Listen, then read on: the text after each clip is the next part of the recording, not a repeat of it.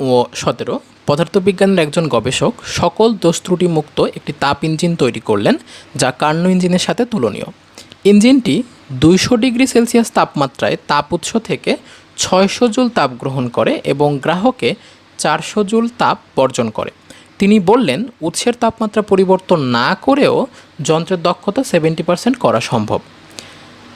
তাপগ্রাহকের তাপমাত্রা নির্ণয় করো। গবেষকের উক্তিটি যথার্থ কিনা গাণিতিক বিশ্লেষণের মাধ্যমে দেখাও। তো চলো আমরা শুরুতে 1 নম্বর প্রশ্নটা সলভ করি। তাপগ্রাহকের তাপমাত্রা নির্ণয় করতে বলছে। তো এখানে কি কি দেওয়া আছে একটু চিন্তা করো। ইঞ্জিনটি 200 ডিগ্রি সেলসিয়াস তাপমাত্রার উৎস থেকে, তার মানে আমরা যে জানতাম যে একটা তাপ উৎস থাকবে কার্নো ইঞ্জিনের জন্য, আরেকটা তাপ গ্রাহক থাকবে। এই তাপ উৎসের তাপমাত্রা আমরা T1 ধরি, তাপগ্রাহকের তাপমাত্রা T2 ধরি।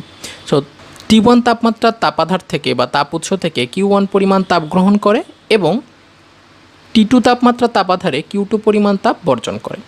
তো আমরা জানি যে কার্নো ইঞ্জিন একটা প্রত্যাগামী ইঞ্জিন। তো প্রত্যাগামী ইঞ্জিনের জন্য এই শর্তটা খাটবে যে Q1/T1 = Q2/T2।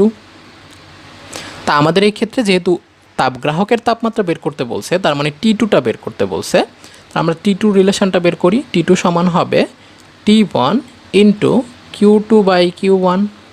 তো আমাদের এই ক্ষেত্রে T1 কত দেওয়া আছে প্রশ্নের মধ্যে একটু চিন্তা করো, 200 ডিগ্রি সেলসিয়াস। T1 দেওয়া আছে 200 ডিগ্রি সেলসিয়াস। তো 200 ডিগ্রি প্লাস 273, এটা আমরা কেলভিনে কনভার্ট করে নিলাম। Q2 দেওয়া আছে 400, আর Q1 কতটুকু তাপ গ্রহণ করতেছিল সেটা আছে 600। তাহলে সেখান থেকে তুমি T1টা বের করে ফেলতে পারবা, 315.33 কেলভিন।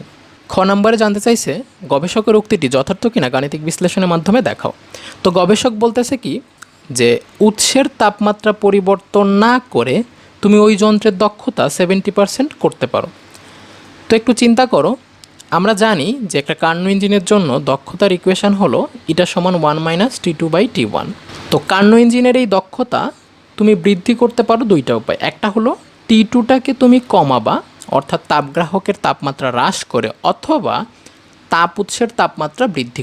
এই দুইটা উপায়ের যে কোনো একটা উপায় অবলম্বন করে তুমি এই কার্নো ইঞ্জিনের দক্ষতা বাড়াতে পারো। এখন প্রশ্নে ওই গবেষক কী বলতেছে, উৎসের তাপমাত্রা পরিবর্তন না করে। তাহলে এখন তোমার হাতে অপশন আছে কি, তাপগ্রাহকের তাপমাত্রা কমিয়ে 70% করা সম্ভব। তা আমরা সেটাই করে দেখি। তো আমরা এখন কি করব, ইটা এর মান 70% ধরে T2 এর মানটা বের করব, অর্থাৎ তাপগ্রাহকের তাপমাত্রা কত হলে এই কার্নো ইঞ্জিনের দক্ষতা 70% হয়। তাহলে 0.7 = 1 - T2 / T1 হচ্ছে আমাদের জন্য দেওয়া আছে। তো T1টা আমাদের জন্য দেওয়া আছে 200 ডিগ্রি সেলসিয়াস। তো 200 প্লাস 273। তো এখান থেকে তুমি T2 যদি বের করো, 1 - 0.7 × 473, 141.9 কেলভিন তাপমাত্রা। অর্থাৎ তাপগ্রাহকের তাপমাত্রা যদি 141.9 কেলভিন হয়, তাহলে তুমি ওই ইঞ্জিনটার দক্ষতা 70% করতে পারো।